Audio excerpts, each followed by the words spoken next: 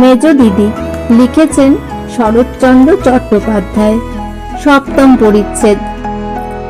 দিন 5-6 পরে একদিন বৈকালে বিপিন অত্যন্ত বিরক্ত মুখে ঘরে ঢুকিয়া বলিলেন, এসব তুমি কি শুরু করলে মেজ বউ?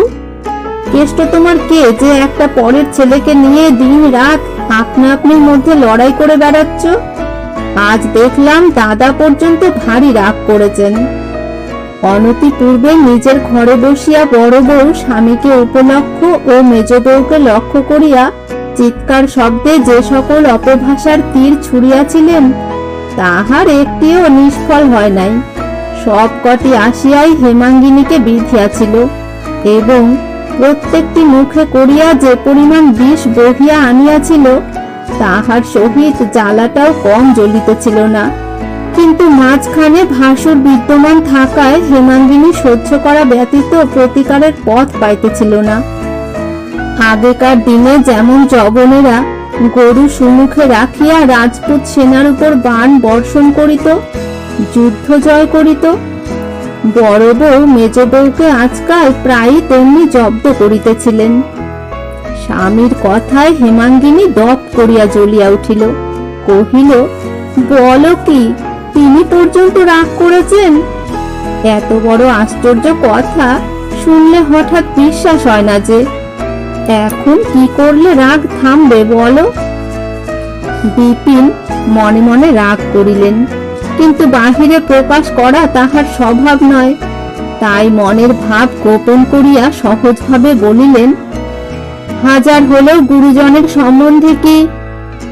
কথাটা শেষ হইবার পূর্বেই হেমাঙ্গিনী কহিল, সব জানি, ছেলে মানুষটি নই যে গুরুজনের মান মর্যাদা বুঝিনে, কিন্তু ছোড়াটাকে ভালোবাসি বলেই যেন ওরা আমাকে দেখিয়ে দেখিয়ে ওকে দিবা রাত্র বিদতে থাকেন।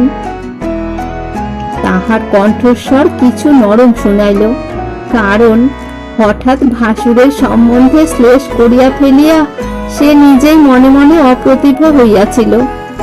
কিন্তু তাহারও গায়ের জ্বালাটা নাকি বড় জ্বলিতেছিল, তাই রাগ সামলাইতে পারেন নাই।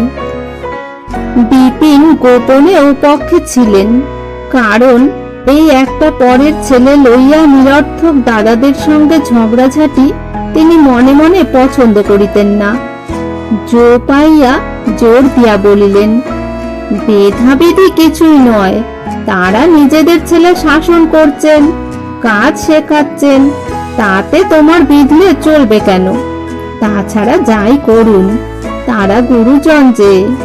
হেমাঙ্গিনী স্বামীর মুখের পানে চাহিয়া প্রথমটা কিছু বিস্মিত হইল, কারণ এই 15-16 বছরের ঘরকন্যায় স্বামীর এত বড় ভ্রাতৃভক্তি সে ইতিপূর্বে দেখে নাই। কিন্তু পর মুহূর্তেই তাহার সর্বাঙ্গ ক্রোধে জ্বলিয়া উঠিল। কহিল, তারা গুরুজন, আমিও মা। গুরুজন নিজের মান নিজে নিঃশেষ করে আনলে আমি কি দিয়ে ভর্তি করব? বিপিন কি একটা জবাব বোধ করে দিতে যাইতেছিল, থামিয়া গেলেন। দ্বারের বাহিরে কুণ্ঠিত কণ্ঠের বিনম্র ডাক শোনা গেল, মেজদি। স্বামী স্ত্রীতে চোখাচোখি হইল। স্বামী একটু হাসিলেন, তাহাতে প্রীতি বিকীর্ণ হইল না। স্ত্রী অধরে ওষ্ঠ চাপিয়া কবাটের কাছে সরিয়া আসিয়া নিঃশব্দে কেষ্টর মুখের পানে চাহিতেই সে আহ্লাদে গলিয়া গিয়া প্রথমেই যা মুখে আসিল কহিল, কেমন আছো মেজদি?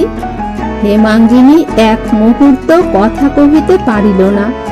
যাহার জন্য স্বামী স্ত্রীতে এইমাত্র বিবাদ হইয়া গেল, অকস্মাৎ তাহাকে সুমুখে পাইয়া বিবাদের সমস্ত বিরক্তিটা তাহারই মাথায় গিয়া পড়িল।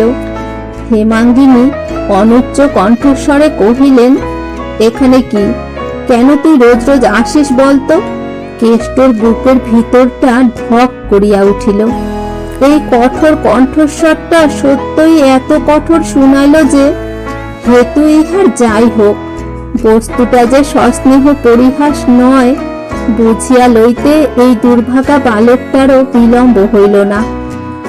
ভয়ে বিস্ময়ে লজ্জায় মুখখানা তাহার কালি মাখা হইয়া গেল। কহিল, দেখতে এসেছি। বিপিন হাসিয়া বলিলেন, দেখতে এসেছে তোমাকে? এ হাসি যেন দাঁত ভ্যাংচাইয়া হেমাঙ্গিনীকে অপমান করিল। সে দলিতা ভুজঙ্গিনীর মতো স্বামীর মুখের পানে একটিবার চাহিয়াই চোখ ফিরাইয়া লইয়া কহিল, আর এখানে তুই আসিস নে, যা। আচ্ছা বলিয়া কেষ্ট তাহার মুখের কালি হাসি দিয়া ঢাকিতে গিয়া সমস্ত মুখ আরো কালো, আরো বিশ্রী বিকৃত করিয়া অধোমুখে চলিয়া গেল। সে বিকৃতির কালো ছায়া হেমাঙ্গিনী নিজের মুখের উপর লইয়া স্বামীর পানে আর একবার চাহিয়া দ্রুত পদে ঘর ছাড়িয়া বাহির হইয়া গেল।